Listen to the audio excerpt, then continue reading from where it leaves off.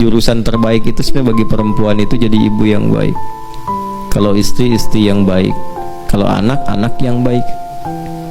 Itu yang paling tinggi, karena kita sekarang akan dihadapkan, kalau kita nanti satu saat kita belajar riset tentang hadis-hadis perkembangan zaman, akan ada kondisi-kondisi, kata Nabi, yang dinamika sosialnya makin tinggi, kemudian pergolakannya makin kompleks, kriminalitasnya makin beragam, dan itu skala global.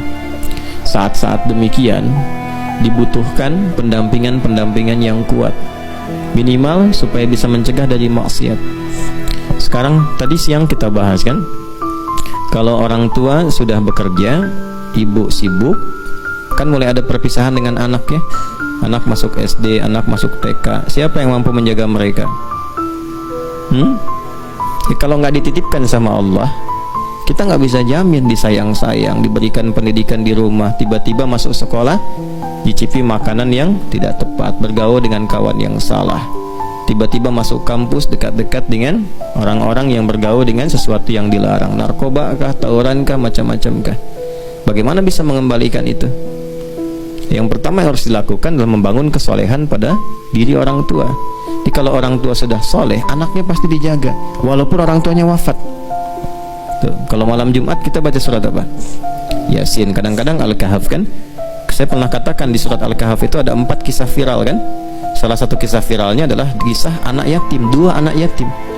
Oleh Allah diperintahkan kepada Nabi Khidir alaihissalam, Nabi Musa alaihissalam untuk datang ke satu tempat, meruntuhkan satu bangunan, karena di bawahnya itu ada harta peninggalan yang Allah siapkan untuk 2 anak itu.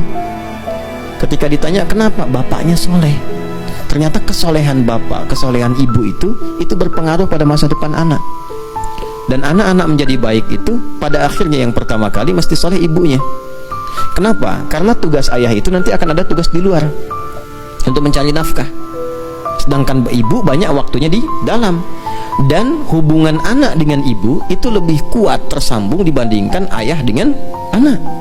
Sebab ada ASI yang disalurkan dari sejak 0 sampai 2 tahun. Quran surah kedua ayat ke 233. Di ASI itu kan banyak sekali, banyak hal yang tersambungkan, dan bukan hanya untuk menguatkan, bukan hanya antibodi. Setelah diriset dari pakar-pakar bahkan di Eropa, itu akan ada hubungan-hubungan yang tidak secara langsung terasakan tapi terikat gitu. Makanya kalau anak masukkan ke pesantren, yang nangis pertama ibunya, gitu kan? Pertama yakin, sehari sebelum masuk udah nangis, pikir-pikir dulu, gitu kan? Udah diantarkan gak mau pulang, baru sehari udah pengen balik lagi, ibu kan? Tuh, ikatannya kuat di situ.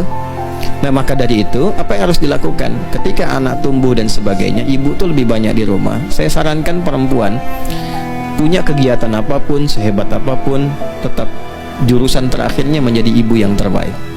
Kalau dia menikah belum jadi ibu, jadi istri yang terbaik. Keluarkan ayat-ayat tentang istri. Kalau dia belum menikah, ya, belum menikah, jadi anak yang baik. Keluarkan ayat-ayat bakti pada kedua orang tua. Itu yang paling penting.